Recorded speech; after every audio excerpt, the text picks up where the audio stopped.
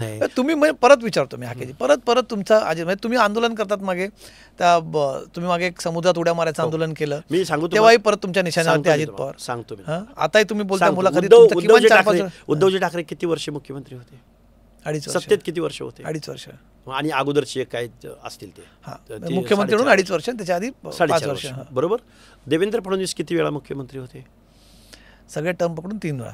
Pawar family कधी सत्तेच्या बाहेर आणि किती बाहेर, यांच्या तुलनेमध्ये किती वेळा बसली बाहेर सांगा मला? 5 वर्ष. आता मधल्या काळात सत्तेच्या बाहेर पवार फॅमिली कधीच नव्हती, असणार नाही. आता शरद पवार सत्तेच्या बाहेर आहेत असं कोणी मानत नाही, महाराष्ट्र मानत नाही. त्यामुळं ह्या गोष्टी होणार आहेत आणि ज्यांनी शोषण केलं त्यांच्यावर आम्ही बोलणारच आहोत. भाजप आम्हाला तुम्ही मी म्हटलं काय, तुम्ही भूमिका घेताना अत्यंत आक्रमकपणे तुम्ही ती भूमिका घेतात. लक्ष्मण हाकेंची भूमिका किंवा लक्ष्मण हाकेंची आंदोलनं ही स्टंटबाजी असते असा आरोप करा. बघा, जर मी गावगाड्यातल्या 18 पगड जातीची भाषा बोलत असताना इथल्या व्यवस्थेला समजेल अशा भाषेत जर मी बोलत असेल, वाटू शकते कोणालाही स्टंटबाजी. प्रतिकात्मक उभंच करावं लागेल ना, इथल्या कॉमन मॅनला अपील होण्यासाठी प्रतिकात्मक आंदोलनं करावीच लागतील ना. काय स्टंटबाजी यामध्ये? नाही, आता तुमच्या मागे हल्ला होतो तुमच्यावरती, मग तुम्ही त्या गावात जातात, तिथे त्या गाडीत मी बघितलं एकदम तुम्ही गाडीतनं बाहेर येताय, सांगा आव्हान देताय. आव्हान म्हणजे ज्या माणसाने आयमाई काढली रात्रंदिवस, त्या पंडिताच्या एक डझनभर लोकांनी ऑफिसमध्ये बसून रात्री 2, 3, 4, 5, मग मी फोन उचलत नाही तर माझ्या मिसेसला फोन केले, बघून घेऊ, गुडघ्यातनं पाय काढू, कसा फिरतोय बघू. आणि परत त्या आमदारानं एका वृत्तवाहिनीवर म्हणला की हा स्ट्रीट डॉग आहे म्हणला. आता परत म्हणतोय रिचार्ज आहे म्हणतोय. आमदारांना असं बोलावं? एखाद्या ओबीसीची मुवमेंट घेऊन पुढे जाणाऱ्या कार्यकर्त्या बाबतीत आमदारांना असं बोलावं? मग आम्ही थोडंसं आम्ही करणार ना. मग आम्ही कलाकार मंडळी आहोत. ओबीसी म्हणजे असा बुद्धिमान माणूस आहे ओबीसी. ओबीसीनी हे विश्व निर्माण केलं आहे. त्यामुळे ओबीसी ज्यावेळी अवकातीवर येईल त्यावेळी मग यांची पळताभुई थोडी होईल आणि अवकातीवर येऊ शकतो आम्ही. अवकातीवर येणं म्हणजे काय? अवकातीवर सर्व अँगलनी सत्तेत जाऊ शकतो आम्ही. नाही, अवकातीवर येणं हा शब्द म्हणजे बघा, आमच्या अवकातीवर येणं सांगू तुम्हाला काय, आमच्या कलागुणांना वावच नाही ना, मग यावं लागेल ना अवकातीवर. आमचा सकाळपासून संध्याकाळपर्यंत शिव्यानं चालू होतो. मग जरांगेने जर तुम्ही शिव्या द्याल? अरे आम्ही दिल्या नाहीत, पण तुम्ही जबाबदारीने वागा हे सांगतो ना आम्ही. ते शिवाय देतील तुम्ही पण नाही देणार. त्यांनी मुख्यमंत्री म्हणजे काय? हे बघा, मुख्यमंत्री तुमचं हे बोलणं ओबीसीना तरी पटेल का की आम्ही पटणार ना. ज्यावेळी आमच्या तोंडाला काळं फासलं जात असेल, आम्हाला चपला मारल्या जात असतील, ज्यावेळी आमच्या बॅनर, आता आजचाच एक बॅनर आहे, उद्या माझी सभा आहे, तर तिथं काळं ऑइल टाकलंय त्याच्यावरती. परवा एका कमानीवरचे सगळे बॅनर फाडून तिथं जरांगेचे बॅनर उभे केले गेले. मग आम्ही अवकातीवर नाही यायचं आमच्या, म्हणजे आम्ही सहन करायचं असं म्हणायचं आहे? काय आमच्याकडे कमी आहे? आमच्याकडे हेड काउंट कमी आहे का? आमच्याकडे ताकद कमी आहे? काय कमी आहे आमच्याकडं? तुम्ही एकीकडे बघा, एकीकडे तुम्ही म्हणतात की जरांगेंचं आंदोलन घटनाबाह्य आहे, झुंडशाही आहे, आणि मग तुम्ही तीच भाषा करायची. आम्हाला दाखवावं लागेल ना. मग आमच्याकडे पण काउंट आहे. मग त्यांना बोलण्याचा अधिकार कसा राहतो आपल्याकडे? नाही, मग रिॲक्शन आहे ना, आम्ही ॲक्शन नाही ना घेत. आम्ही कायदा पाळतो ना. पण एखादा माणूस अंगावर येत असेल तर आम्ही गप्प बसायचं असं कोण म्हणतंय का?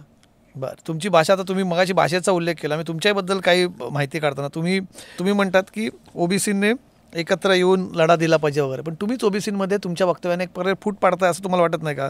तुमचं एक विधान आहे की माळ्यांचं एक दुखणं आहे, माळ्यांकडून नेतृत्व धनगर समाजाकडे चाललंय, हे त्यांच्या पोटात. हे बघा 450 जातींचा हा प्रवर्ग आहे. 450 जातींच्या परत अस्मिता, देवधर्म, देवदेवा, रीती रिवाज, परंपरा, रूढी, त्यांचे प्रेरणापुरुष हे वेगवेगळे आहेत. आणि ही सगळी गोष्ट घडत असताना लक्ष्मण हाकेंनी कुठल्याही माईक समोर, कुठल्याही मिटिंगमध्ये, कुठल्याही सभेमध्ये, कुठल्याही पत्रकार परिषदेमध्ये असं बेजबाबदार वक्तव्य केलेलं नाही. आता दुसरी गोष्ट, मला जे काही माझ्या तोंडी घातलं गेलंय हे 2, 3, 4 शब्द एकमेकाला जोडून वेगवेगळ्या पद्धतीनं ह्या गोष्टी मांडण्यात आलेल्या. असं तुम्ही म्हटलं नाही? असं म्हटलं नाही, असं म्हटलं म्हणण्याचा प्रश्नच येत नाही. कारण भुजबळ साहेबांचं नाव घेतल्याशिवाय, आणि महात्मा ज्योतिबा फुले हे तर माझे ऊर्जास्थळ आहेत. मी महात्मा ज्योतिबा फुल्यांना मी प्रथम प्रमाण मानतो. महात्मा फुले कशाला याच्यात आणूया आपण? मी म्हणतो की सध्या नेतृत्व जे आहे ओबीसी चळवळींचं तुम्ही मान्य करा, हे प्रामुख्याने ज्या मोठ्या जातींकडेच आहेत. माळी समाजाकडे नेतृत्व आहे मोठ्या प्रमाणात, धनगर समाजाकडे आहेत, वंजारी समाजाकडे आहेत ओबीसीचं नेतृत्व. तर तुम्ही जर म्हटलं असेल तर त्यात तुम्ही म्हणायचा विषयच नाही. हे बघा, मला मायक्रो ओबीसींकडे, हे बघा, मी चळवळ लढणारा कार्यकर्ता आहे. मला आमच्या समोरचं आव्हान आहे की या 300-400 जाती ह्या क्लासमध्ये कशा आणायच्या आणि पुढं कसं जायचं, हे भलं मोठं आव्हान आहे. आणि असं आव्हान असताना गेल्या 4-5 वर्षापासून सकाळी 7 वाजल्यापासून रात्री 9-10 वाजेपर्यंत आम्ही रात्रंदिवस हे काम करत असताना असं बेजबाबदार वक्तव्य लक्ष्मण हाके कसं काय करू शकेल? आणि मुळात प्रश्न असा उरतो की कुठून तरी असं चोरून कुठलं किंवा कुठल्या प्रायव्हेट जेवत असतानाचं वगैरे असं आपण सहज म्हणतो ना, प्रियांकाकडं नेतृत्व असतं तर अजून शार्पनेस आला असता, त्या पंतप्रधान झाल्या असत्या. कॉमन मॅन आहे आणि कॉमन भाषेमध्ये बोलतो. याचा त्या माणसाचा असा अर्थ नव्हता की राहुल गांधी असं आहे तसं आहे. कॉमन मॅन सहज व्यक्त होतो ना. तुम्ही नेतृत्व करतात ना, एका चळवळीचं नेतृत्व करतात, तुमच्याकडनं असं विधान येणं हे शक्यच नाही. हे शक्यच नाही. ठीक आहे, तुम्ही आता अमान्य कराल. आणखी सांगतो, मग तुम्ही मधल्या काळात म्हटलं की मंत्री करा, गृहमंत्री किंवा अर्थमंत्री व्हायचं. हे बघा, पत्रकारांनी मला प्रश्न विचारला की तुम्ही एवढं आंदोलन उभं केलंय, आता सत्ता आली आणि तुमचा इन्फ्लुएन्स आहे असं सगळेजण बोलतात, तर मग तुम्हाला आमदार व्हायला आवडेल का? अरे आमदार काय व्हायचंय? अरे अर्ध्या लोकसंख्येचा वयस आमदार काय बोलताय? म्हटलं द्यायचंच असेल तर जबाबदार मंत्रीपद द्या ना. म्हटलं म्हणजे मला द्या असं म्हणण्याचा अर्थ नव्हता. माझ्या ओबीसी क्राऊडच्या मनामध्ये आपणही परिवर्तनामधले प्रमुख हिस्सेदार आहोत, तर आपल्या लोकांचे काही प्रश्न सुटण्यासाठी जर महत्त्वाचं खातं मिळणार, ही भावना आहे ना. भावना व्यक्त करू नये का? का मी काय आतंकवादी आहे का? मी कुठला गुन्हेगार आहे का? मला कुठलं काही घेता येत नाही का? काय विषय? लक्ष्मण हाकेंना राजकारणात जायचं काय, आमदार व्हायचंय, खासदार व्हायचंय, मंत्री व्हायचंय? नाही, त्याच्यासाठी माझ्या ओबीसीचा वॉइस महाराष्ट्राच्या विधानसभेत घेऊन जायचं आणि त्या लोकसंख्येच्या प्रमाणात. हे फार राजकीय करेक्ट स्टेटमेंट. अरे राजसत्ता अंतिम आहे तर स्पष्ट सांगा ना की जायचंय बाबा, व्हायचं मला आमदार मंत्री. मला नाही. एकीकडे म्हणतात की मला एकट्याला नाही, मला ऐका ना, बोला ना स्पष्टपणे. मला व्हायचं आमदार. 50 ते 100 ओबीसीच्या भटक्यांच्या पोरांना मला महाराष्ट्राच्या विधानसभेत घेऊन जायचं. आता परत तुमच्या वादग्रस्त वक्त्यानं परत येतो ह्या विषयात. परत तुम्ही वादग्रस्त भूमिका म्हणजे आता काय होतं, एकीकडे धनंजय मुंडेंवर टीका होत असते, त्यांची तुम्ही बाजू घेतात, प्रकरण सेन्सिटिव्ह तिथे बाजू. मी मुंडे साहेबांची तुम्ही म्हणतात की त्यांना टार्गेट केलं तर ओबीसी म्हणून. बघा, मी मुंडे साहेबांची बाजू घेतलेलं ॲज अ लीडर म्हणून जर टार्गेट होत असेल तर मी बोलू शकतो ना. पण माझं त्यावेळेचा विषय असा होता की एका समाजाला क्रिमिनलाइज्ड ठरवण्याचा प्रयत्न होत होता, कारण त्यांचा रोस्टर काढला जात होता, शिक्षकांचा रोस्टर, तहसीलदार आले, मग अधिकारी एवढे आले, म्हणून एका कम्युनिटीला क्रिमिनलाइज्ड ठरवण्याचा प्रयत्न ज्यावेळी होत होता त्यावेळी मी त्या प्रकरणामध्ये लक्ष घातलेलं होतं. अदरवाईज कुठल्या आरोपीचं, गुन्हेगाराचं, कायदा हातात घेणाऱ्या माणसाचं समर्थन करण्या एवढी लक्ष्मण हाकेची वैचारिक दिवाळखोरी अजिबात नाही. त्या वादाला एक कारण होतं, धनंजय मुंडेंचा राजीनामा सुद्धा होण्यामागे कारण होतं. तिथे ज्या प्रकारची सामाजिक दुफळी झाली होती एका सरपंचाच्या हत्येनंतर, काही आरोप होणं, त्या आरोपीची जवळीक धनंजय मुंडेंचं होत असणं, याच्यामुळे त्यांचा सरकारसुद्धा वाटतं की राजीनामा घ्यावा, आरोप सिद्ध आहे, त्यांच्यावर आरोप कुठे नसले व्यक्तिगत, पण तरी आरोपींची असले जवळीकमुळे राजीनामा. अशाच तुमची भूमिका तुम्हाला जबाबदार वाटते का? माझी भूमिका, माझ्या महाराष्ट्रातल्या 18 पगड जातीमध्ये जेवढ्या जाती येतात त्या जर कुठं टार्गेट होत असतील तर त्यांना वाचवणं, एखाद्या लिडरला सुद्धा वाचवणं ही माझी जबाबदारी आहे. कारण लिडर हा काही आभाळातून पडत नाही, 15-15, 20-20 वर्षाची कारकीर्द पणाला लागलेली असते. त्यांच्या नावावर FIR असेल तर जरूर त्यांच्या बाबतीत ट्रायल व्हावा किंवा त्यांना शिक्षा व्हावी किंवा त्यांच्यावरती गुन्हा सिद्ध झाला असेल जरूर व्हावी. महाराष्ट्रामध्ये गुन्हे घडत नाहीत का? प्रत्येक तालुक्यात, जिल्ह्यात घडत नाहीत का? घडतात ना. म्हणून काय तिथल्या माणसांचा राजीनामा? पुण्यामध्ये गँगवार आणि पुण्यामध्ये किती हत्या आणि किती मर्डर होतात ह्याची जर संख्या काढली तर ती बीड जिल्ह्याच्या किती पट असेल हे एकदा संशोधनाचा विषय आहे. मग म्हणून काय तिथल्या पालकमंत्र्याचा राजीनामा घेतला जातो का? पुन्हा अजित पवार? प्रश्नच नाही.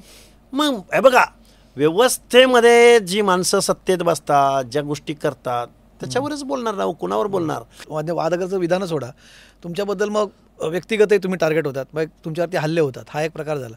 मागे तुमचा एक व्हिडिओ कोणतरी काढला, व्हायरल केला की तुम्ही काय मद्यप्राशन करून त्या व्हिडिओत आहात. ते खरं नव्हतंच, ते वास्तव नव्हतंच. 1 तासामध्ये माझ्या शरीरातलं मद्य कुठं गेलं असेल की जे सिव्हिल हॉस्पिटलमध्ये सर्च झालं, सगळं झालं.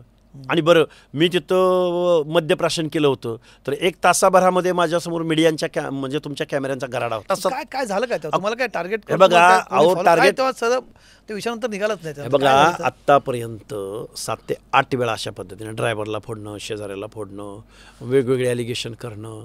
ज्यावेळी एक सामान्य कुटुंबातला पोरगा ज्यावेळी पुढं जातो, संघर्ष करतो, संघर्ष या शब्दातच या सगळ्यांचा अर्थ सामावलेला आहे. संघर्ष करतो त्यावेळी भांडे आदळणार, आपटणार, अंगावर येणार, डोक्यावर येणार, पायावर येणार. मग त्या दिवशी का तुम्हाला कोणी फॉलो करत होतं की त्या दिवशी मला 5 वाजल्यापासून फॉलो केला होता. तीच लोक माझ्या समोर येऊन अगोदर फोटोही काढून गेलेली होती. बरं. माझ्याबरोबर सेल्फी घेऊन. हा. आणि मग मी माझ्याबरोबर जो बॉडीगार्ड होता त्याला म्हटलं, जावा आता तुम्ही, मी माझ्या मित्राची तर जेवण करतो आणि मग मी खाली येतो. ते तेवढाच त्यांनी क्षण बघितला आणि मग ते सगळी लोक वरती येऊन थांबलेले होते.